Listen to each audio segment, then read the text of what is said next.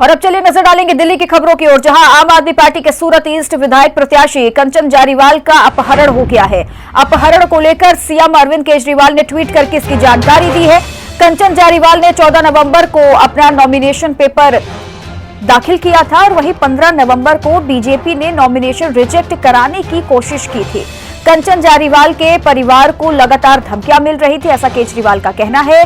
साथ ही कंचन जारीवाल और उनका परिवार कल रात से ही लापता है। इसकी जानकारी खुद मुख्यमंत्री अरविंद केजरीवाल ने दी है और इन सारी बातों का जिक्र भी उनकी तरफ से किया गया है और उन्होंने कहा है कि कंचन जारीवाल और उनका परिवार कल रात से लापता है। तो आम आदमी पार्टी के सूरत ईस्ट विधायक प्रत्याशी कंचन जारीवाल का अपहरण हो गया है और इसकी जानकारी खुद मुख्यमंत्री अरविंद केजरीवाल ने ट्वीट करके दी है और ये ट्वीट भी आपको दिखा रहे हैं। अपहरण को लेकर उनके द्वारा जानकारी दी गई है।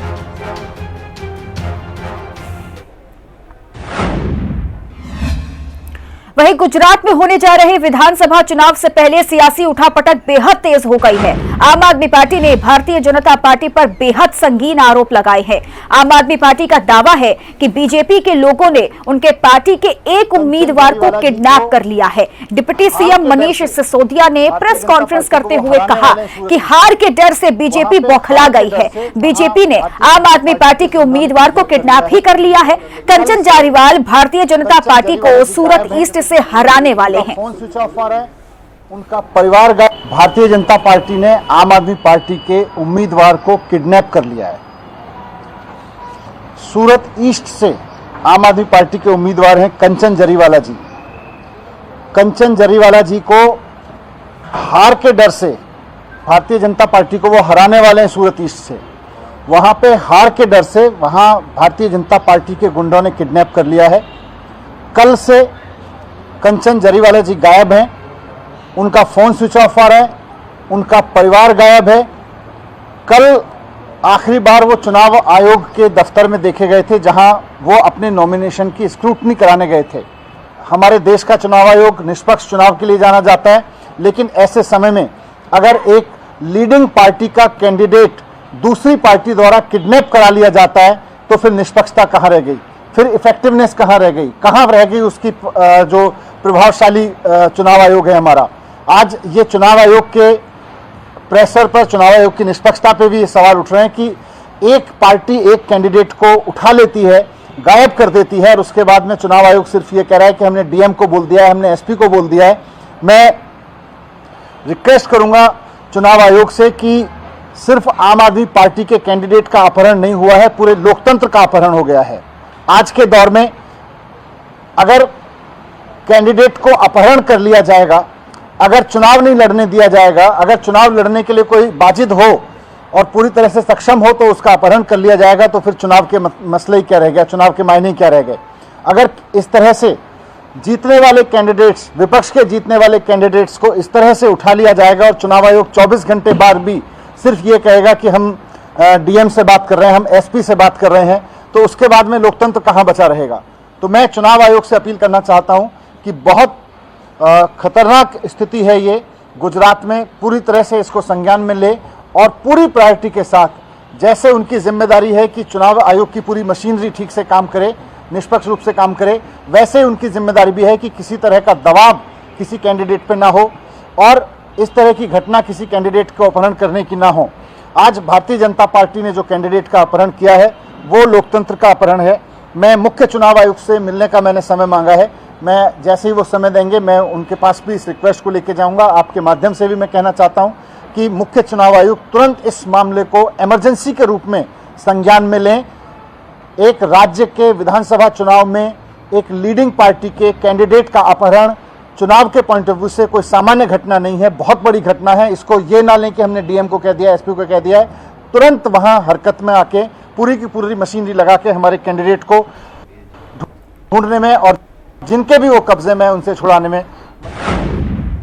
और इसी खबर पर ज्यादा जानकारी के साथ हमारे सीनियर करस्पॉन्डेंट कंचन अरोड़ा जुड़ चुकी है। कंचन अरोड़ा, देखिए अभी तक बहुत ज्यादा आरोप प्रत्यारोप और पलटवार हमने सुना, लेकिन अब किडनैपिंग को लेकर के आरोप लगाया जा रहा है आम आदमी पार्टी की तरफ से।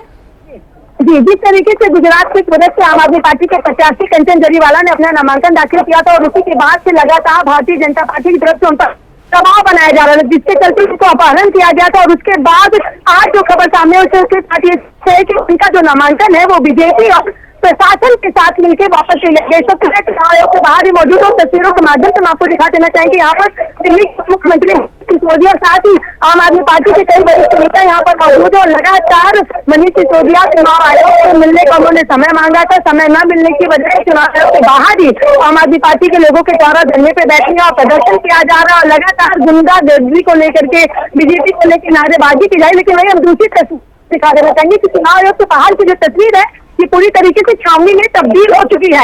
जगह जगह अगर आप देखें तो दिल्ली पुलिस के बैरिकेडिंग यहाँ पे लगा दिए गए, सुरक्षा कर्मियों के यहाँ पे तैनाती कर दी गई है। दिल्ली पुलिस की जो बस है उस बस को भी यहाँ पे लगा दिया गया, यानी पूरी तरीके से प्रशासन सतर्क हो चुका है। और जिस तरीके से आम आदमी पार्टी अपनी मांगों को लेकर अड़े हुए हैं और उप मुख्यमंत्री मनीष सिसोदिया जिस तरीके से कह रहे हैं कि बिना चुनाव आयोग से मिले, बिना उनसे मुलाकात किए वो यहाँ से नहीं जाएंगे, क्योंकि पूरे तरीके से लोकतंत्र की हत्या गुजरात में देखने को मिल रही है। जिस तरीके से कंचन जरीवाला का जोर जबरदस्ती करके उन पर दबाव बना करके उनका नामांकन वापस लिया गया, तो कहीं ना कहीं भारतीय जनता पार्टी हार से डर चुकी, जिसकी वजह से इस तरीके से किया जा रहा है। लेकिन वही जो छावनी में तब्दील हो चुका है, ऐसे में देखना भी होगा कि क्या मनीष सिसोदिया की मुलाकात चुनाव आयोग को लेकर के होती है और क्या जो इमरजेंसी मुलाकात उनको करनी है कंचन जरीवाला को लेकर के, तो उन सारी चीजों को लेकर चर्चा होती है। इस तरीके से छावनी में तब्दील चुनाव आयोग के बाहर का जो इलाका है उसको लेकर आम आदमी पार्टी के कार्यकर्ताओं के साथ कुछ और एक्शन लिया जा सकता है। हालांकि आम आदमी पार्टी की तरफ से लगातार लोग यहाँ पे प्रदर्शन पर बैठे हैं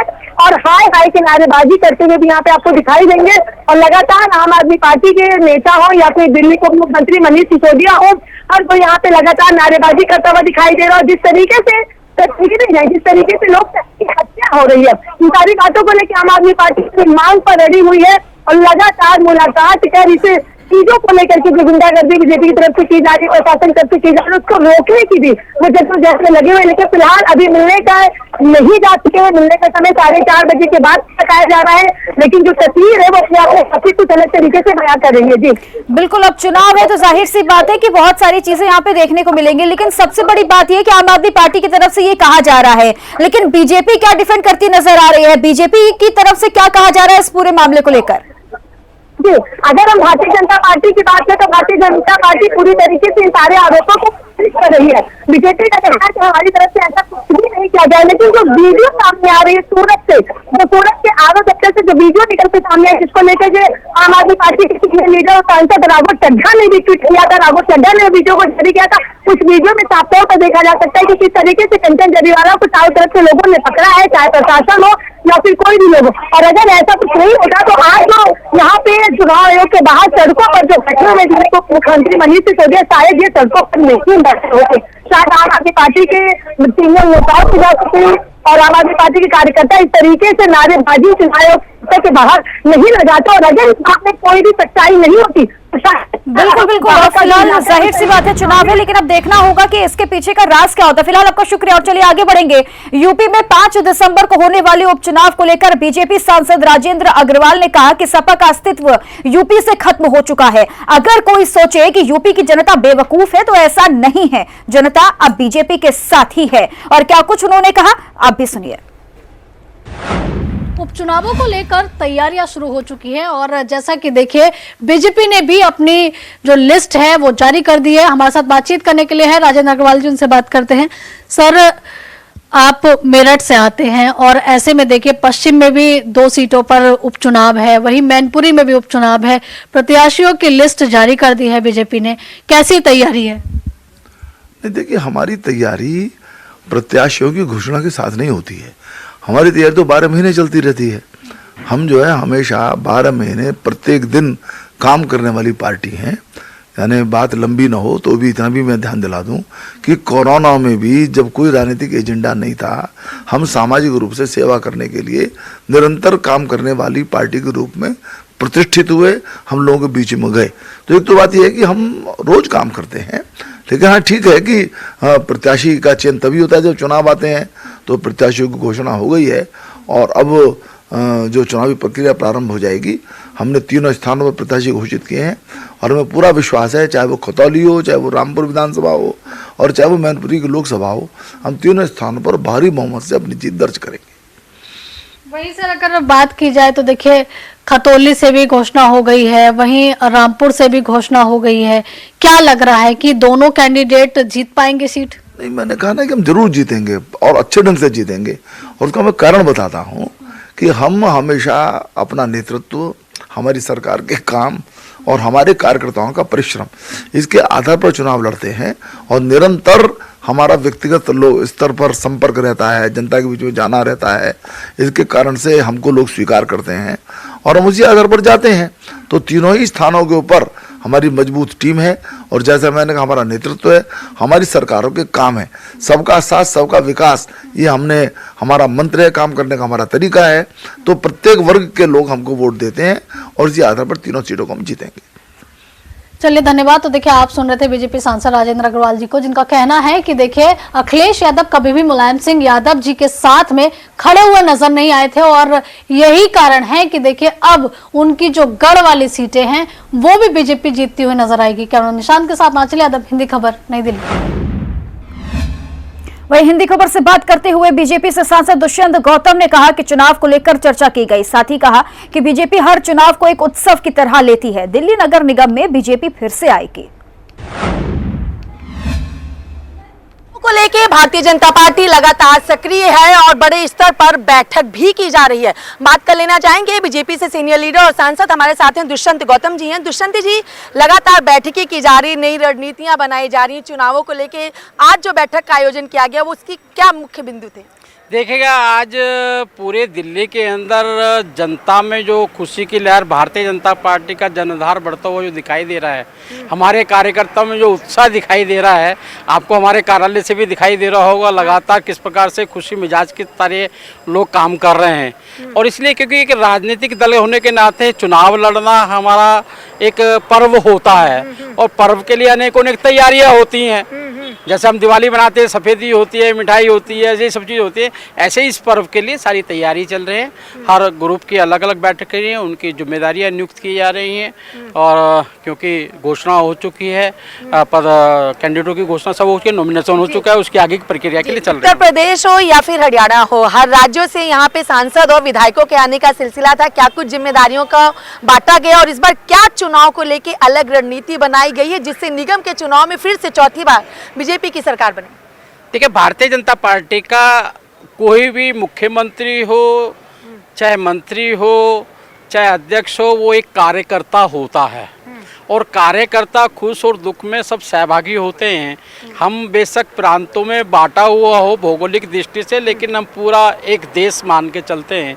इसलिए सभी कार्यकर्ता एक दूसरे के जहाँ जाते हैं और सहयोग करते हैं। इस कारण से हरियाणा, राजस्थान सभी प्रांतों के लोग आएंगे। जी, आप लोगों ने भी यहाँ पे बैठक की, वहीं आम आदमी पार्टी जो बिल्कुल कांटे की टक्कर देती हुई दिखाई दे रही है, वो भी अपने प्रत्याशियों के साथ लगातार बैठक करके नई रणनीति बना रहे हैं। जीत का क्या दम है और किस तरीके से धरातल पर होगा? देखिए, 15 साल का हमारा जो कार्यकाल कॉरपोरेशन का है, निष्कलंक है, भ्रष्टाचार मुक्त है। एक अच्छी नगर निगम देने के लिए दिल्ली की जनता को पोल्यूशन से बचाने के लिए, मलेरिया डेंगू से बचाने के लिए, अच्छे पार्क देने के लिए, अच्छे पोखर देने के लिए, अच्छा स्कूल देने के लिए, जो केजरीवाल 5 स्कूल बताता है उसमें 4 स्कूल हमारे हैं जो साहिब सिंह वर्मा के समय के हैं। जो अच्छे हमारे कॉरपोरेशन के डिस्पेंसरीज हैं, मैटरनिटी हॉस्पिटल्स हैं। वहीं कांग्रेस नेता अंशुल अभिजीत ने गुजरात चुनाव को लेकर कहा कि गुजरात में कांग्रेस की सरकार बनेगी। कांग्रेस का एक एक कार्यकर्ता लोगों के घरों तक जा रहा है, डोर टू डोर कैंपेन भी कर रहा है।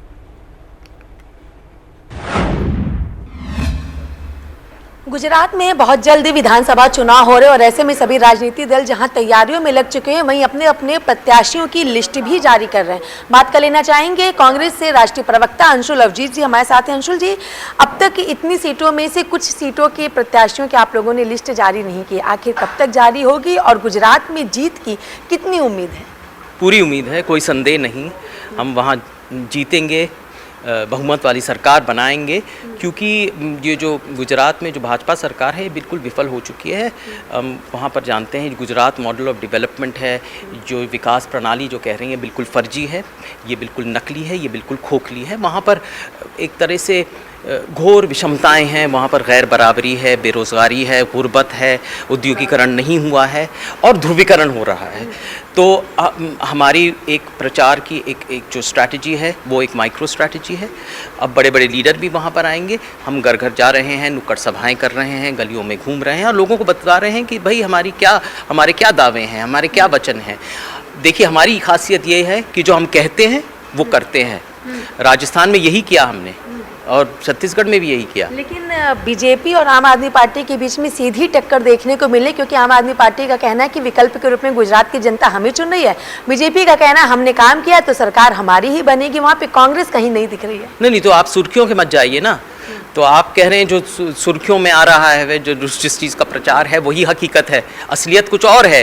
क्योंकि हम बहुत दिन से वहाँ पर लगे हुए हैं, एक तरह से काम कर रहे हैं, ग्रामीण इलाकों में काम कर रहे हैं, शहर में काम कर रहे हैं, और ये बात सामने उभर के आएगी जब निष्कर्ष होगा, ये बात ये मुकम्मल होगी ये पूरी प्रक्रिया। बहुत बहुत शुक्रिया। हमने बात की कांग्रेस के राष्ट्रीय प्रवक्ता अवजीत अंशुल से। इनका साफ तौर पर कहना हमारे पास जीत की पूरी उम्मीद ही नहीं, हमें पूरा भरोसा भी, क्योंकि हमारे पास वो मुद्दे हैं, हमें बस लोगों को याद दिलाना है। लेकिन हाँ, पार्टी छोड़ना या पार्टी ज्वाइन करना ये एक सामान्य बात होती है। लेकिन देखते हैं आने वाले दिनों में कांग्रेस को लेकर चाहे गुजरात हो या दिल्ली कितनी मजबूती मिलती है। वीडियो जर्नलिस्ट सत्येंद्र के साथ मैं कंचन अरोड़ा, दिल्ली, हिंदी खबर। और चलिए, देश प्रदेश के इस खास बुलेटिन में इतना ही। आप बने रहे हिंदी खबर के साथ। नमस्कार।